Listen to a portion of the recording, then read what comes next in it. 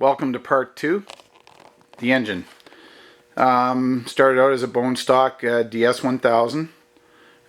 We've since punched it out to 1123 cc's. I call it 1125, and you can see, just in case I forget, I can look down and remind myself.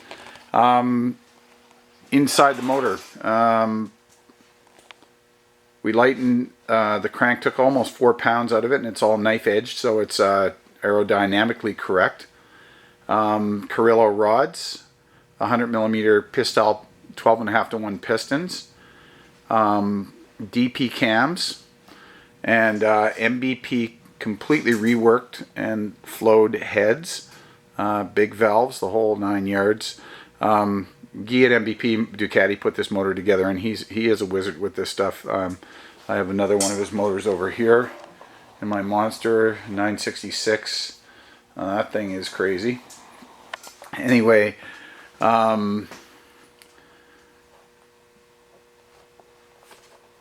feeding the big fuel-hungry engine, as I mentioned before, we got rid of the stock fuel injectors and machined up a plate on the bottom of the tank so I can attach these number 6 lines to it.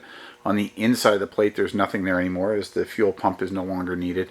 I will be putting submerged fuel filters on the inside of that plate this winter. I'm going to change it and do that so the filters be out of sight and less clutter.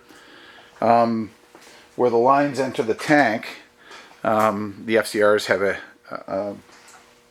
and I can show you one here. That in the bag here, that's the stock fuel inlet for the FCRs. So it just takes a push on line, and none of that works for me. So we went to these. First we welded on a number 6A in male fitting so I can attach the lines to the carburetors, and then at this end we changed the angle so we can actually get the lines on there, and we have a nice big opening there for all that fuel to flow through. It's gravity fed, there's no pump.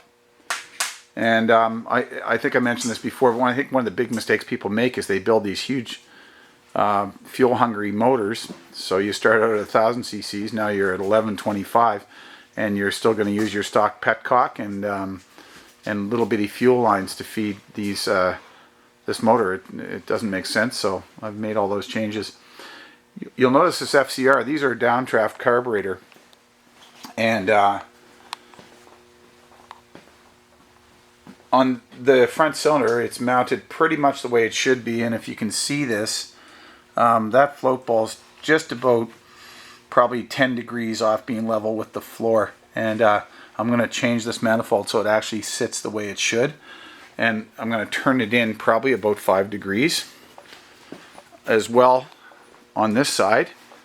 The rear cylinder carburetor, I mean, it's just not sitting on the right angle, and sometimes at idle you'll see fuel running back out the velocity stack here, and a little bit, not much. But these are downdraft carbs, and this is not mounted like a downdraft. So, long story short, this is getting moved up about 47 degrees, and it's also going to get turned in about 5. So it should work a lot better. You see I still have the stock oil cooler. That's getting swapped out for an Earl's curved unit, and that'll be mounted up to the inside of the frame. So it'll get it away from the motor, and you'll be able to see things a lot better. You can also see we machined the fins on the heads and cylinders before we powder coated them, and then took them to the polisher and have them shine them up so it gives a nice retro look. Polished all the engine covers everywhere, on this side the alternator cover, and the other side the clutch housing, tappet covers, cam covers or supports, just to make it look nice. Little STM clutch slave there. I see a lot of complaints posted about those. They work fine for me. I have no problems with them. I think I may have covered just about everything as far as the engine goes. I'll move up to the battery box. I took the battery out of here, moved it up there, got rid of a whole bunch of wiring in the process, and it's a lot neater. Gives me more room in front of the rear wheel, and particularly you can see I've got all my coils. It's compact, I should say, and the coils are up here. Those are 0.7 ohm Dyna coils. Got my solenoid mounted up here.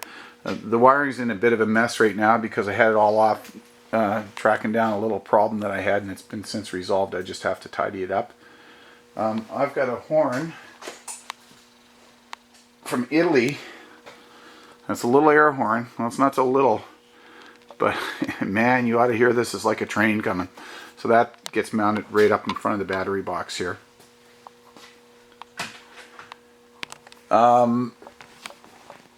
I swap out all the starter cable and battery cables for heavier gauge. They're 6 gauge wires, so they'll handle lots of current, and good grounds. This is super important. Most electrical problems, 90% of them are ground related.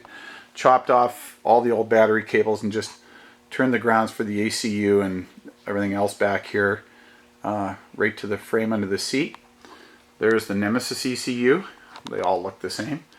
And the only thing we'll be changing on that ECU is timing when we get on the dyno, because no longer have all that garbage with the injectors. At the very least, they'd be too small for this motor.